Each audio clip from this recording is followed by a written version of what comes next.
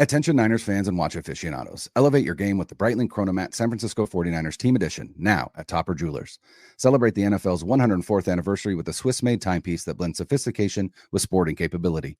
Introducing the Breitling Chronomat, crafted in honor of the San Francisco 49ers. This 42mm marvel features a striking crimson and white dial that's finished with the iconic red and gold 49ers logo placed prominently at 9 o'clock. Limited to just 104 pieces, this special watch showcases your team spirit with distinctive colors and logos.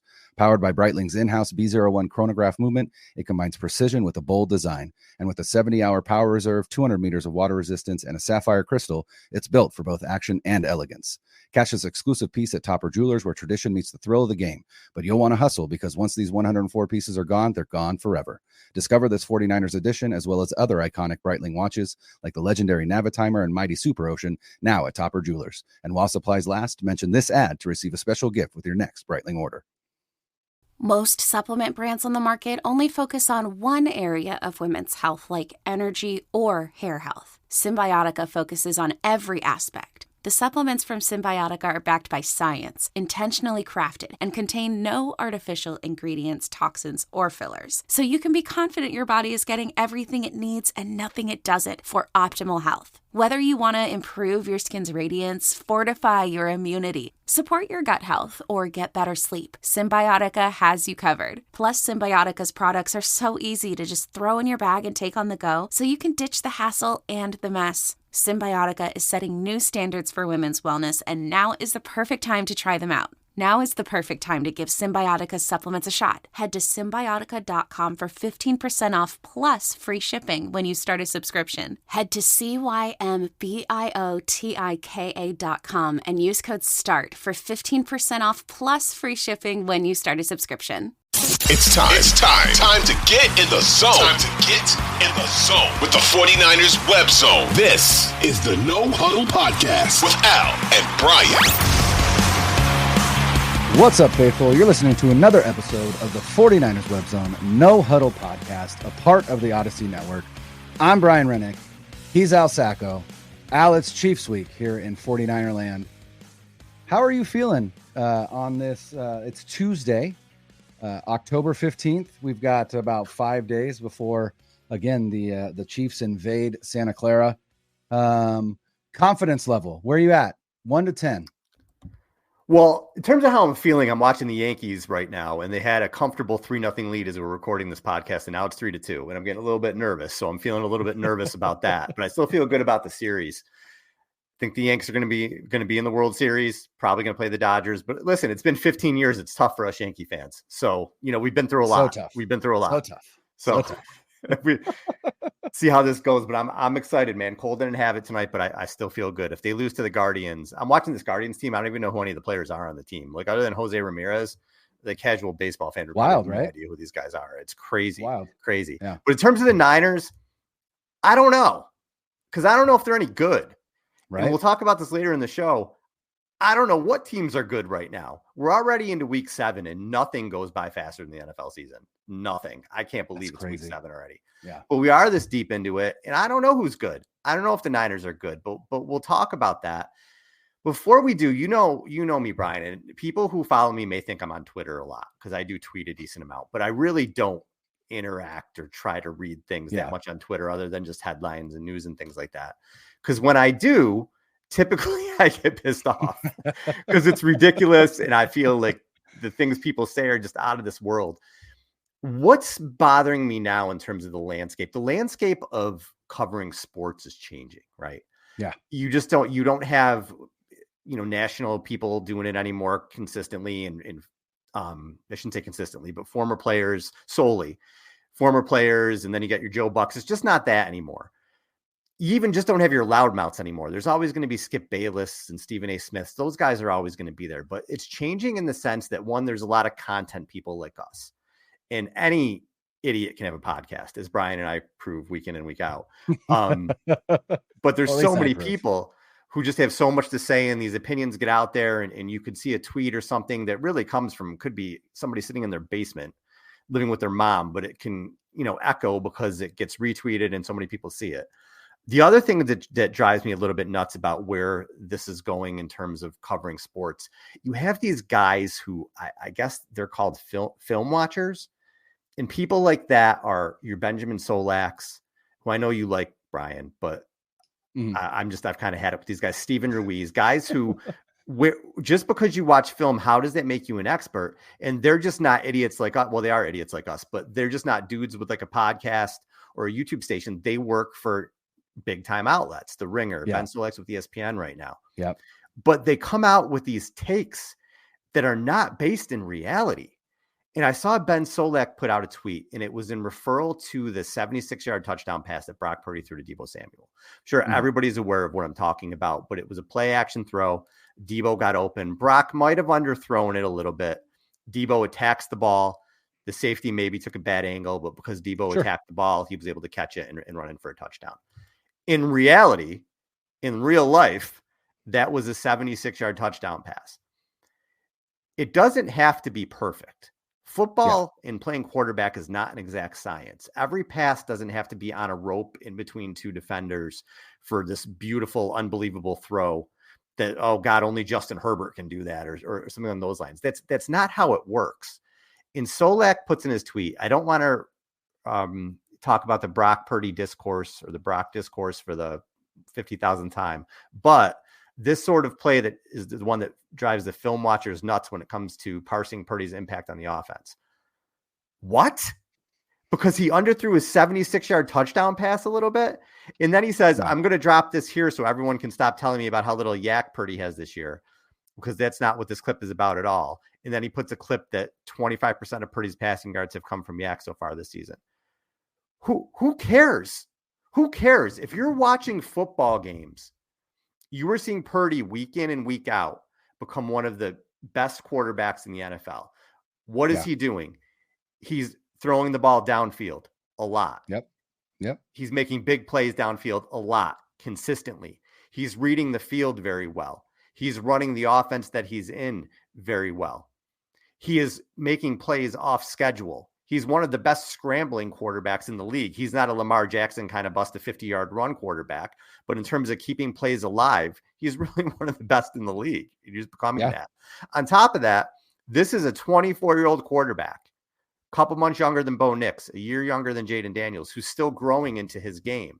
And yet these film watchers don't want to live in reality. And even some of these hot take guys like Colin Cowherd saying Bo Nix is better than him. Are you kidding me? Wild. Are you kidding me? And what I can't get past, Trevor Lawrence, Dak Prescott, Geno Smith, guys like this who are good I don't know if Trevor Lawrence is a good quarterback. Good quarterbacks in the NFL. I'm not saying that they're not. But there's just this constant in belief when you see your rankings and everything else, like, oh, well, these guys are better than Purdy. Are you watching the same thing I am every Sunday? Because I watch a lot of football every Sunday. I watch these guys every Sunday. Dak Prescott is not better than Brock Purdy. He's not playing better than Brock Purdy. Trevor Lawrence is not playing better than Brock Purdy. Geno Smith is not playing better than Brock Purdy. Did they maybe have more physical gifts than him? Sure, but they're not better than Brock Purdy. When is this going to stop? When are people going to start living in reality and look at the proof that's been put on the field? Brock Purdy is one of the best quarterbacks in the NFL. End of story. Yeah. And, each year is different, right? And Brock Purdy's coming off a season where he was a top 5 MVP finalist. And this year he's raised his game.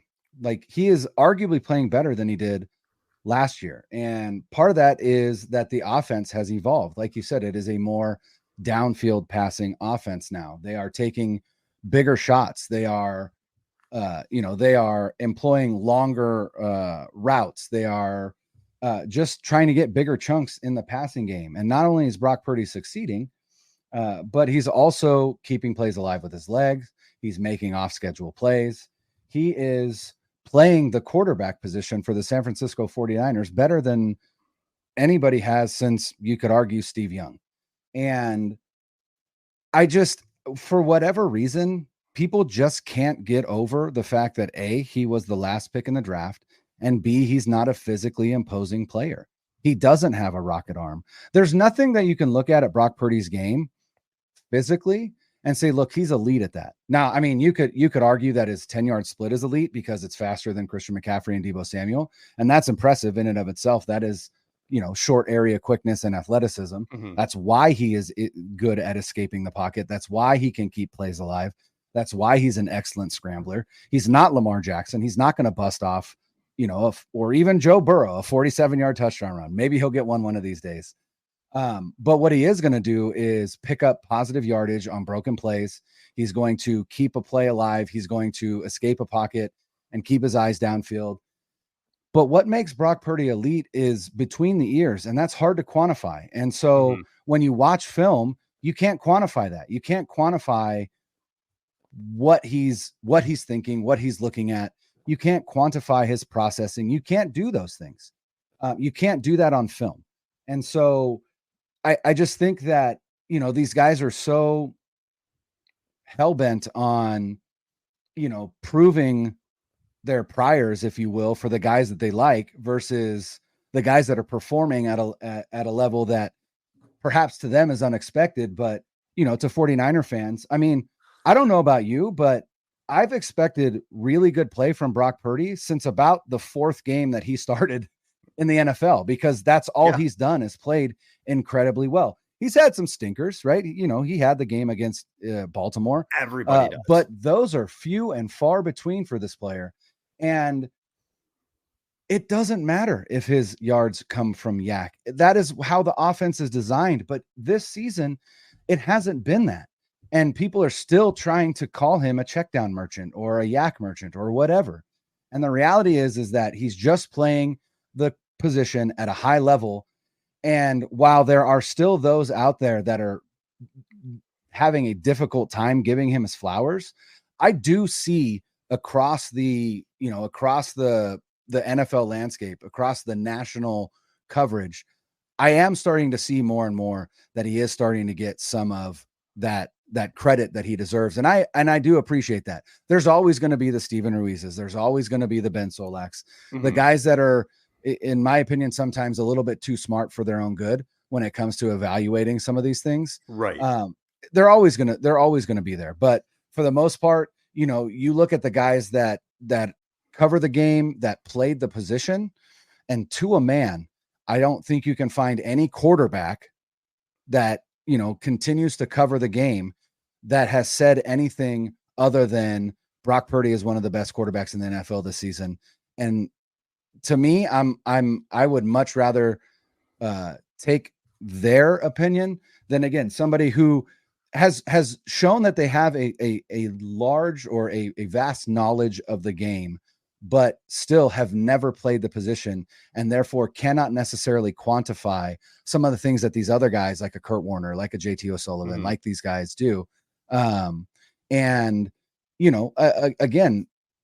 some of what Brock does isn't going to show up on film, right? Like the anticipation, the throwing a player open or whatever the case may be. And he doesn't get credit for that, when in reality that they aren't getting yak if he's not setting them up for yak. That's the thing, right? Like, it's not always throwing to wide open players that then get yak. Sometimes you have to throw a player open for them to get that yak. And that's what I think sometimes they miss.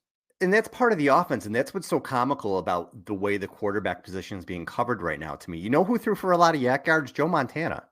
You know why? Because the offense ran plays like slants to great wide receivers who could run after the catch, and Montana would hit them in stride. I feel like if these guys were around in the 80s, they would knock Joe Montana and be, oh, well, he's not John Elway. He doesn't have the arm of Dan Marino. Joe Montana's he's a system quarterback. All Joe Montana did was win freaking championships. Nobody cares that Joe Montana almost threw an interception in Super Bowl 23. Nobody remembers that play. He almost threw an interception in the end zone that I don't know who the defender was, but he dropped it. Nobody gives a shit. Nobody gives a shit that Eli Manning just threw from his back foot as far as he could downfield during the helmet catch. Nobody cares. That play happened because it's not an exact science. Sometimes it's just about making plays. But here's the bottom line. At the end of the day, through 27 starts in the regular season, Brock Purdy has been consistently and historically good. Historically good. Yeah. Statistically, on the field, he's won 4 playoff games. He's made a Super Bowl. He is 24 years old. Like you said, the guys who actually know what they're talking about, who've been on the field, like to a man right now, yeah, most of them are all saying, and pretty loudly now, yeah, look, this guy's just one of the best quarterbacks in the NFL. Yeah. And for these other people that I don't care that you watch film, doesn't know what the hell you're looking at. You don't know what the hell you're looking at. Even the people who do know what they're looking at may not know what the read was on that play. Right. You don't know. Right. Only the 49ers know. Only Kyle Shanahan knows. Only Brock Purdy knows. You don't necessarily know what you're looking at just because you're watching film. And you could nitpick any quarterback every week. I was listening to Bill Simmons today on his podcast, and he was talking about Trevor Lawrence. So Lawrence has 21 wins in his first 55 starts. Okay.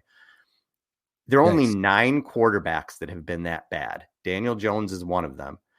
I don't remember all the names, but it was Charlie Batch, Josh McCown, David Carr, Blake Bortles, Tim Couch, and there were 2 more whose names are escaping me, but they're of the same ilk, right? Mm-hmm. But still, when you look at a QB ranking, Trevor Lawrence is that top 10 quarterback. No, he's not. Right. At what point do you have to play like a top 10 quarterback to be a top 10 quarterback? At what point does any of this make sense? Well, and that's what, and again, when you look at those and you see players like Trevor Lawrence, like even to a certain extent, Justin Herbert, I understand what those guys are saying, right? Like the talent is tantalizing and it's there, right? And there are sometimes sustained glimpses of that talent, but ultimately, I don't care how talented you are if you cannot turn that talent into wins for your football team. And fair or not, the quarterback is going to get the bulk of the praise and the bulk of the blame if your football team is losing. That's the nature of the position. Mm-hmm. And so I think for some of these guys are like, well, that's not fair. So we're going to take that out. Quarterback wins don't matter. I get it. Like I understand when trying to analyze the position that quarterback wins isn't necessarily always a fair stat, because there are quarterbacks who are talented that play well that are just on shitty teams that can't win because their defense sucks or whatever the case may be. But at a certain point, you got to shit or get off the pot.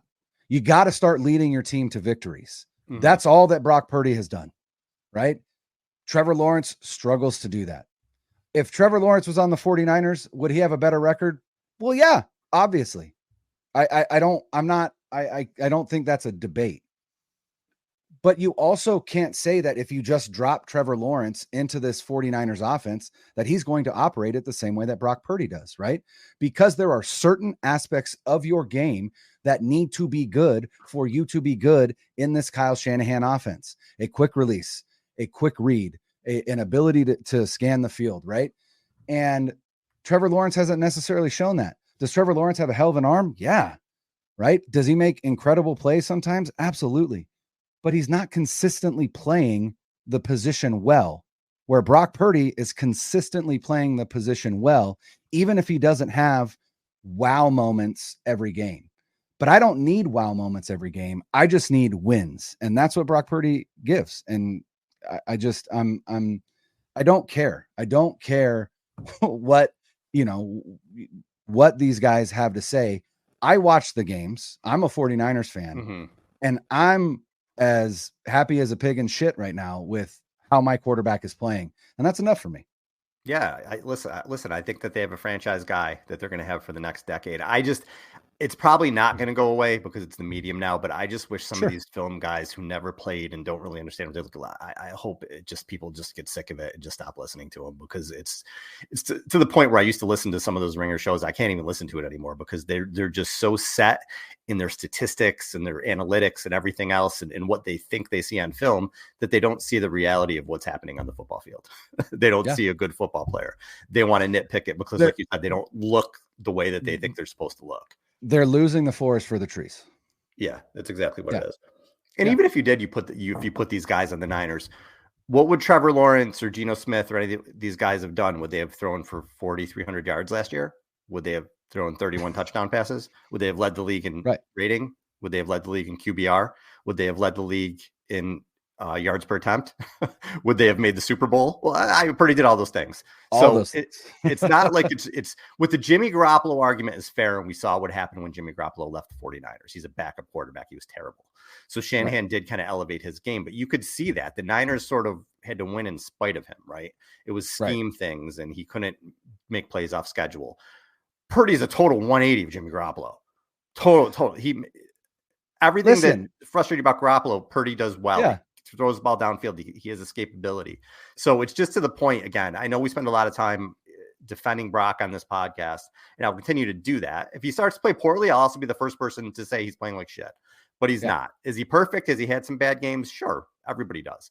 But he's a young quarterback who's getting better and better. And I think right now he's safely in the top 10 in the NFL in terms of the way he's playing. Well, and, again, talking about the difference between Brock Purdy and Jimmy Garoppolo, somebody posted this, and East Bay Chris posted this. He's funny. Earlier today. I love East Bay Chris. He's funny. Phenomenal. Just a great 49er account, especially if you're looking to laugh. But he posted a clip of the last time that the Chiefs came to Santa Clara, right?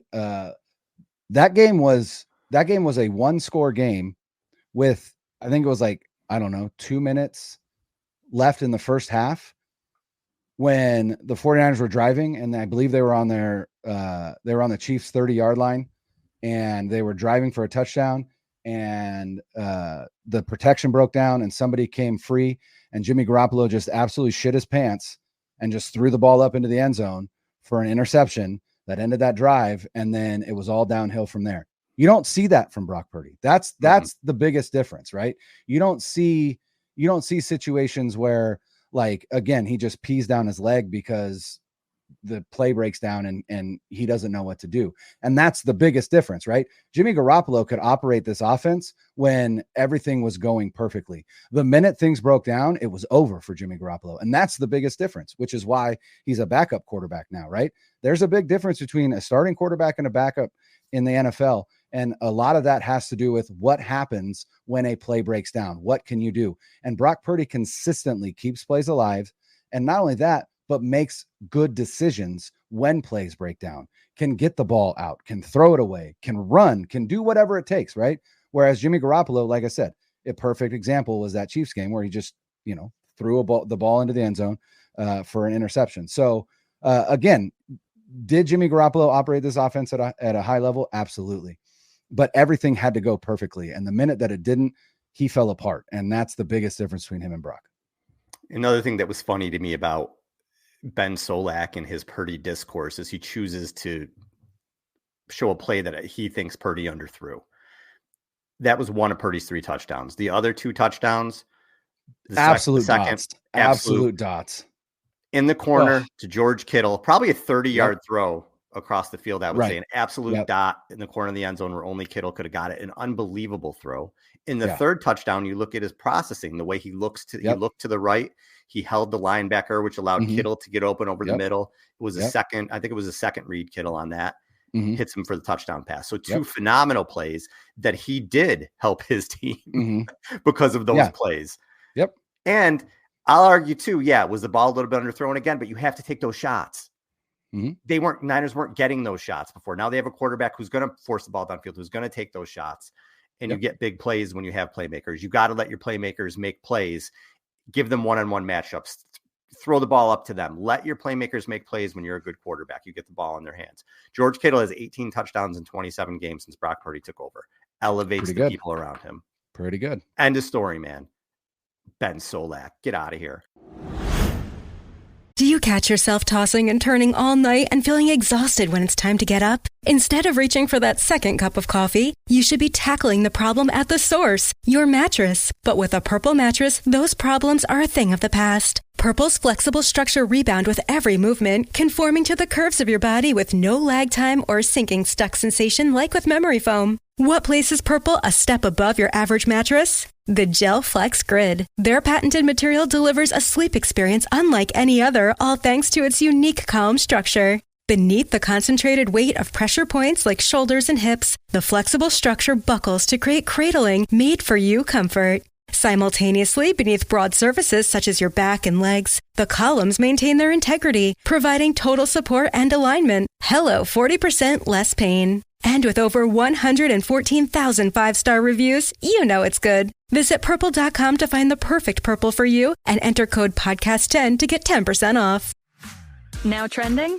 Fall. And DSW's here with all the obsession-worthy shoe trends you need in your closet. Feeling fierce? DSW's got bold snake print boots and a retro sneaker with animal print details. Going for demure? Kitten heels are the eye-catching yet walkable heel all over your feet and all over DSW. From edgy moto boots to sweetly simple ballet flats, find the must-own shoe trends of the season right now at your DSW store or dsw.com. Have you ever wanted to learn another language? Maybe it's something you've always wanted to do. Or maybe you're planning a trip abroad, but trying to memorize endless vocabulary words never works. That's where Rosetta Stone comes in.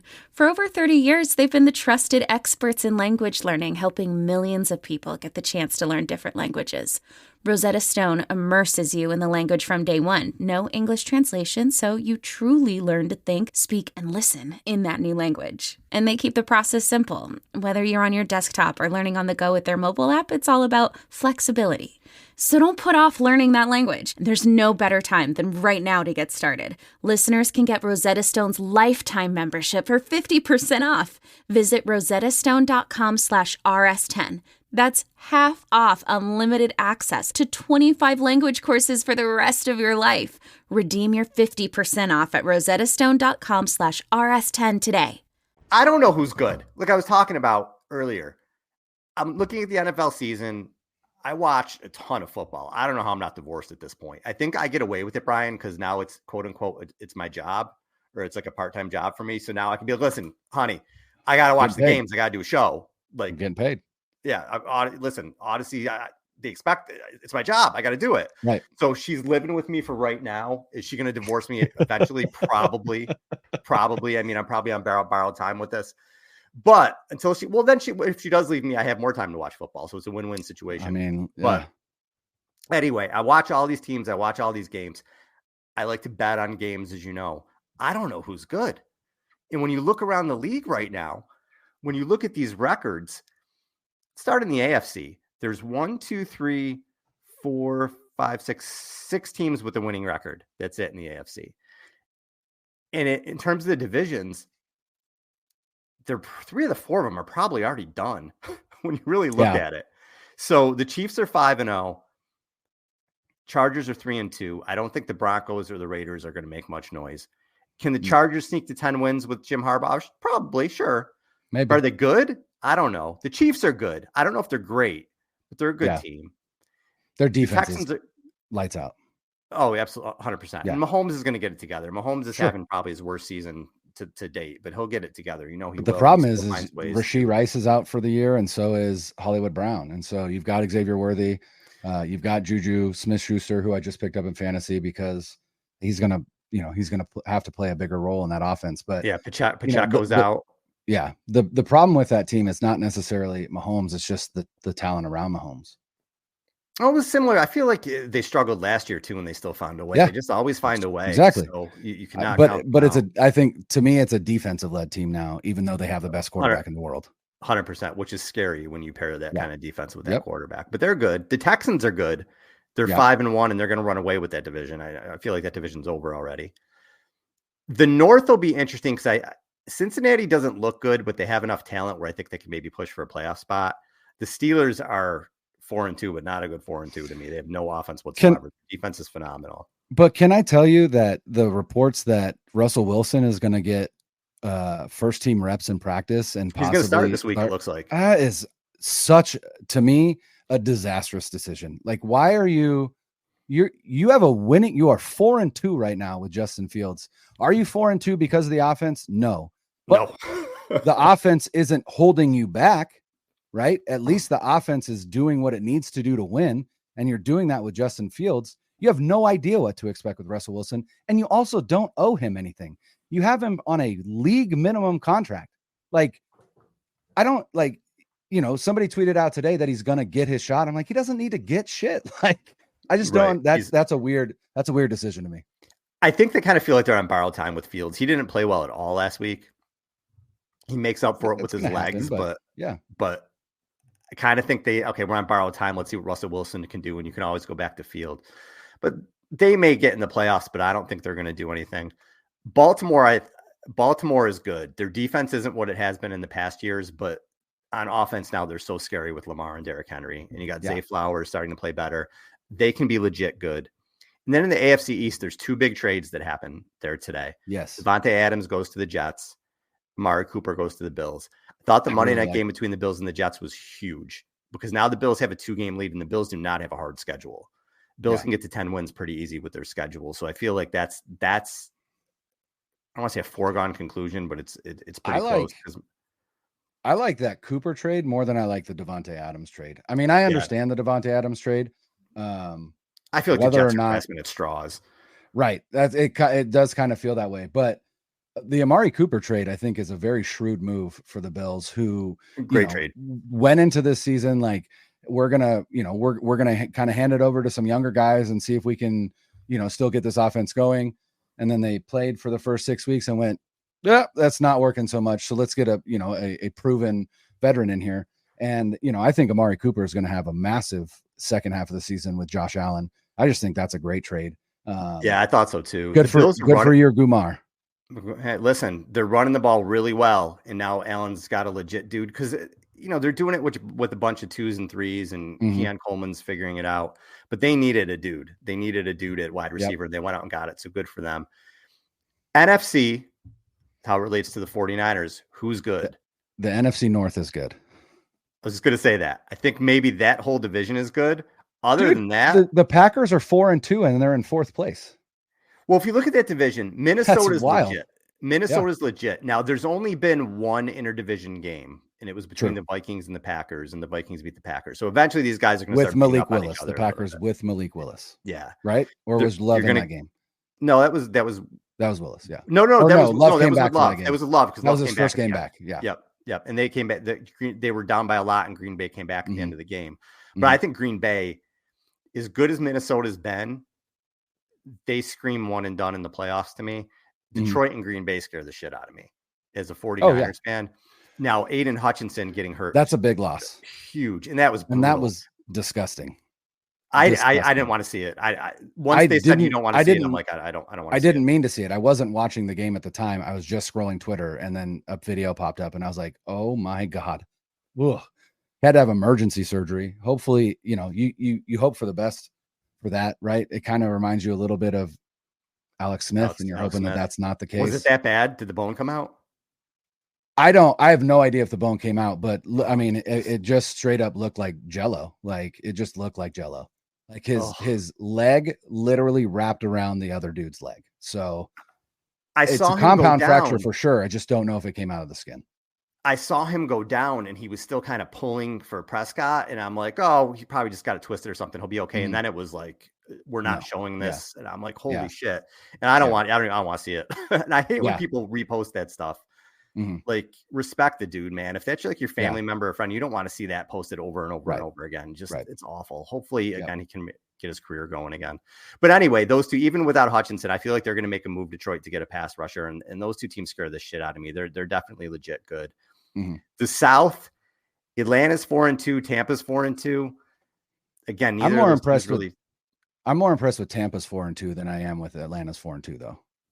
Well, Atlanta was 7-10 last year, and if they even had remotely good quarterback play, I thought they would have won 10 or 11 games.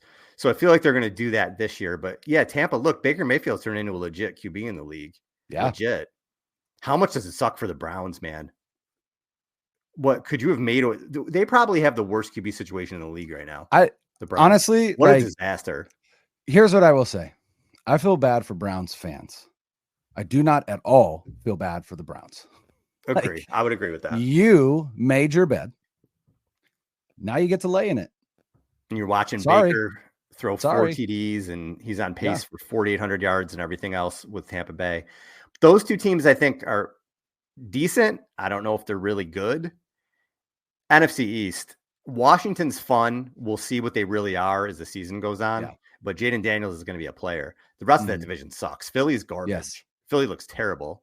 the Cowboys just aren't a good my football team God. right now. And I know that they have a lot of injuries, but normally Dallas always scares me a little bit in the back of my mind. I'm not scared at all for this game in 2 weeks with the Niners. I think the Niners are going to wipe the floor with them. Agreed. And then the NFC West, I don't think anybody's good but the Niners. I think the Niners are good. Yeah. But Seattle's not good. Seattle's not good. You know, they showed that on Thursday night. Now, again, their defense does have a lot of injuries. Perhaps when they start getting some of those players back and they, you know, they're getting more and more used to running that Mike McDonald defense, then they might pick things up. But Seattle's offense is good. It's a weird, I feel like bad they don't have a line though. It's a bad offensive line, and it's a bad offensive line, and they're throwing the ball all the damn time. Like it doesn't make a ton of sense to me, especially when Mike McDonald was wearing a hat at a press conference last week prior to the 49er game that said, run the damn ball. And yet they don't run the damn ball. I saw a stat from Ben Baldwin today that Seattle leads the league in first down pass attempts by a significant margin. I'm like, that's weird. Like that's an interesting, now granted, I mean, you've got DK Metcalf, you've got Lockett, you've got Jackson Smith and Jigba. Like you've got talented players, Noah Fant at tight end, you've got talented pass catchers, but you're still relying on Geno Smith. And as good as Geno Smith has played for the most part over the past couple of years, it's still Geno Smith. And when he plays teams like the 49ers or just teams that are at the same level or better, he tends to kind of wilt a little bit. So it'll be interesting to see what that offense looks like as, again, it continues to find an identity under Ryan Grubb. But I'm not at all worried about that team. I think now that the 49ers are in first place in the West, I just don't see them relinquishing that. You mean the 9th best quarterback in the league, Geno Smith, Better than Brock Purdy? Yeah, according to Stephen Ruiz. Yep. Oh, Jesus. Anyway, so when you look at the NFC, somebody's going to win the NFC East, whoever that ends up being. I don't see another wild card coming out of there. No. The Niners should win the NFC West. If they don't, it's a disaster because I think they could win it with 9 wins. I don't think there's going to be another playoff team coming out of there. The way I see the NFC shaping out, you have the Niners, you have whoever wins the NFC East. I think 3 teams are going to make it out of the North. The Bears, I feel like, are going to fade because their schedule gets tough in the second half of the season. The other 3, I think, are going to get in.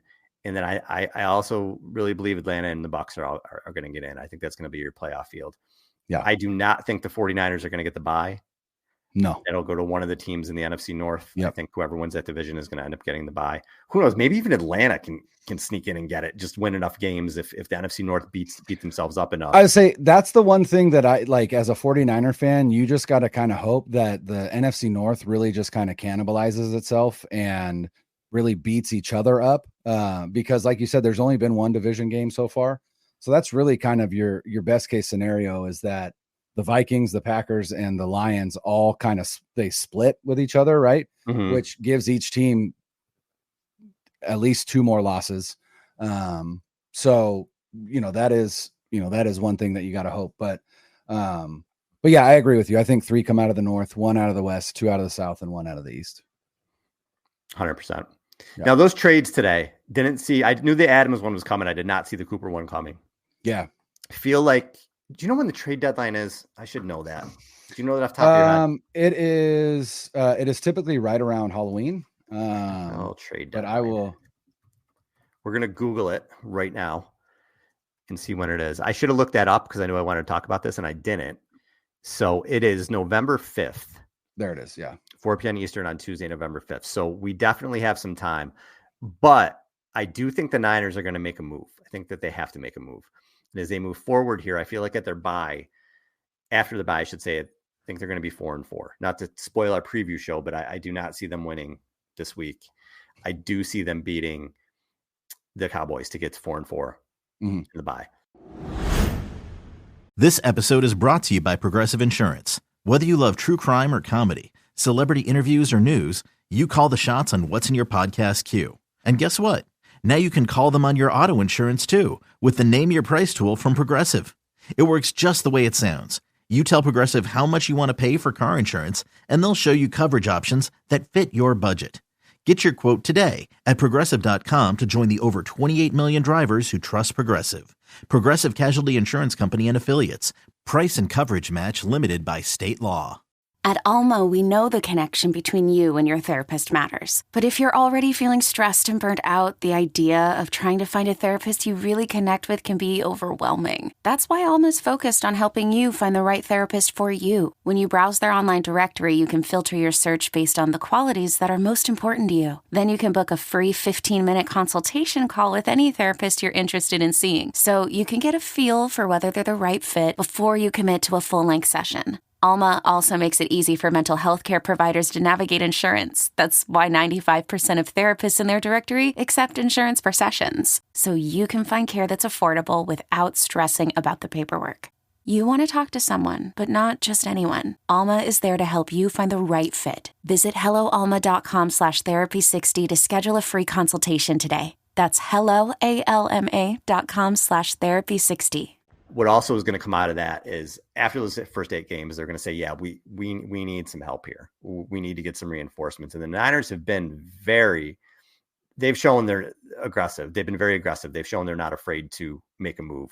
Year in and year out, they make trades during the season, whether it's McCaffrey, whether it's Emmanuel Sanders, whether it's Chase Young, whether it's a smaller move like a Menahu. They'll make a move to make their team better. And I don't think this year is going to be any different. Do I think it's going to be a huge move? No, I do not. Like, I saw you tweet something about Max Crosby. I think you're insane. Well, no.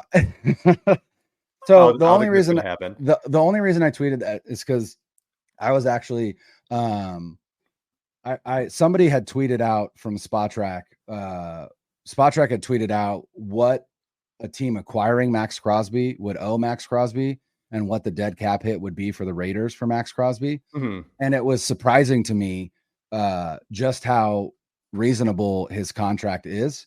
And that was kind of the impetus to just say, look, if they were to be willing to part with him, I don't think the 49ers should hesitate to give up at least a first. I mean, it would have to be more than just one first. But I mean, the guy is 27 years old. He would, the team acquiring him would owe him $16.8 million this season, but obviously that goes down each week that he isn't traded, right? Because that number just goes down from the Raiders paying him. But then it's $23.1 million in 2025 non-guaranteed and 19.7 in 2026 non-guaranteed.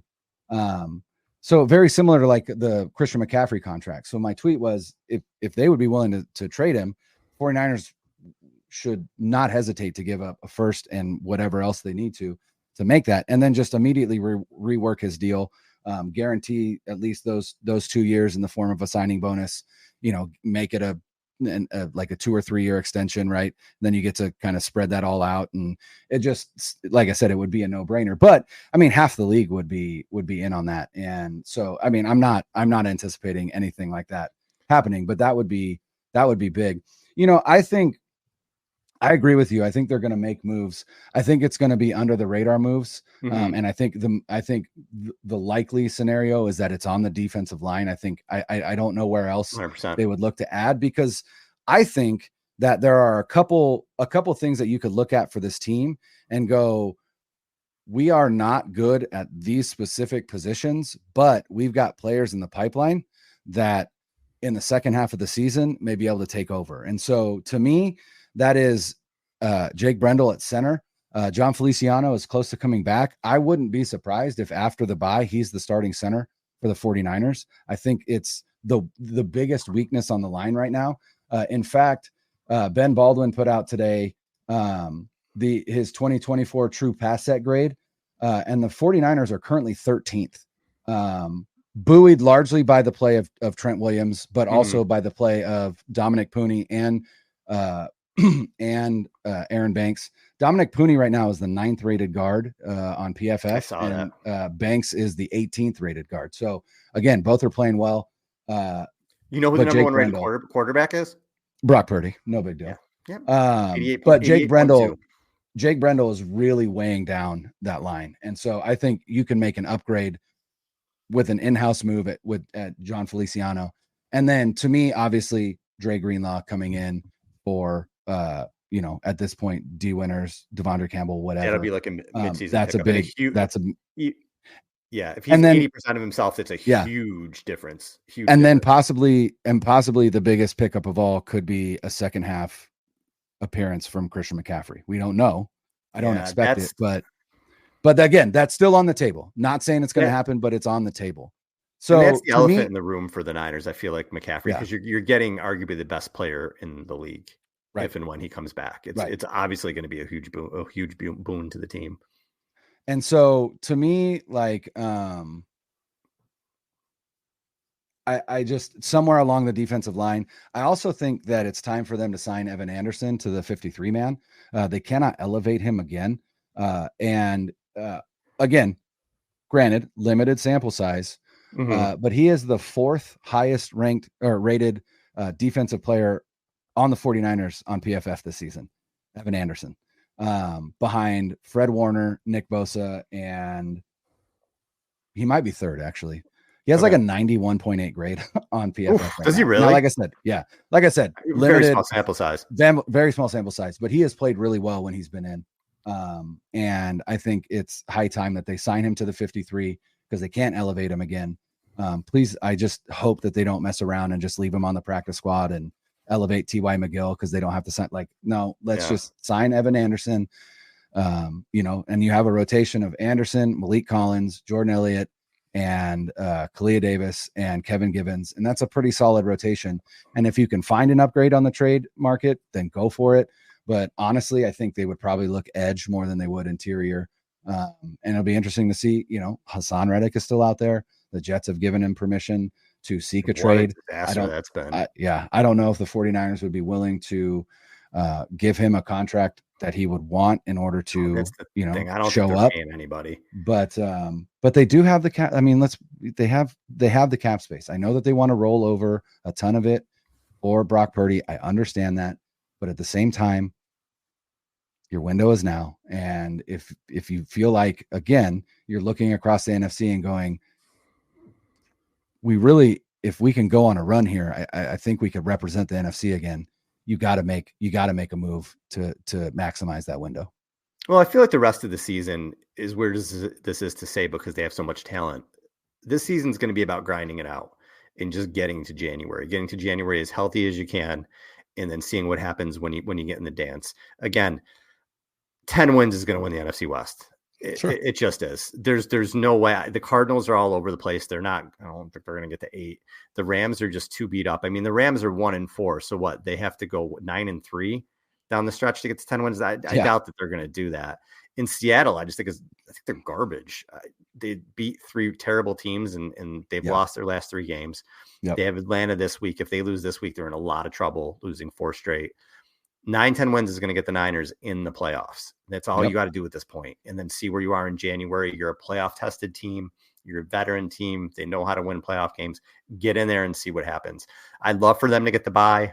I don't see it at 3-3. If they beat the Chiefs, it could take them on a little bit of because it could be a holy shit moment.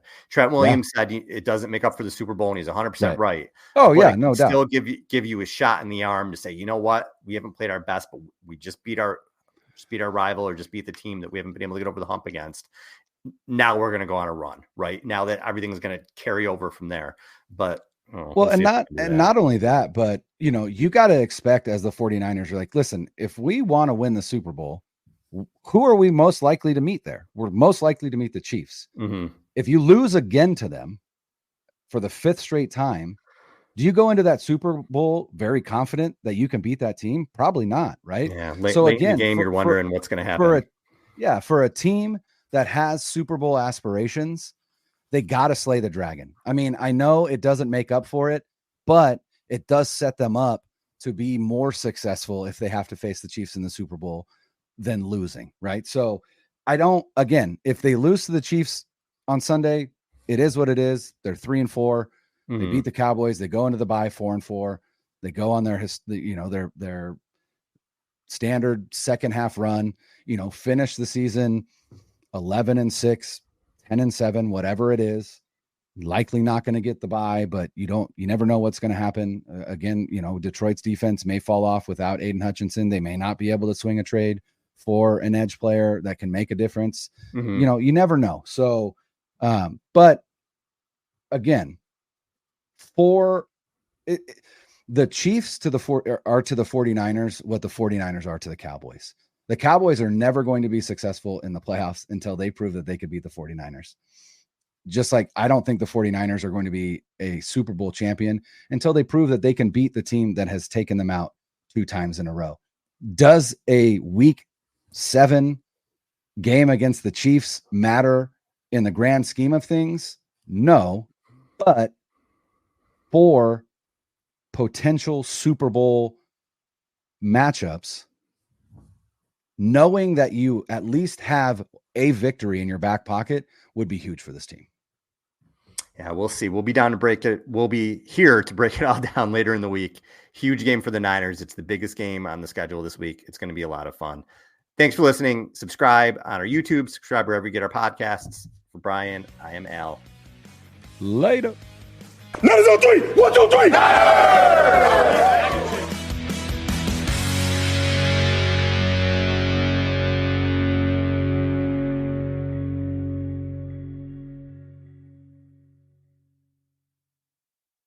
2400 Sports is an Odyssey company.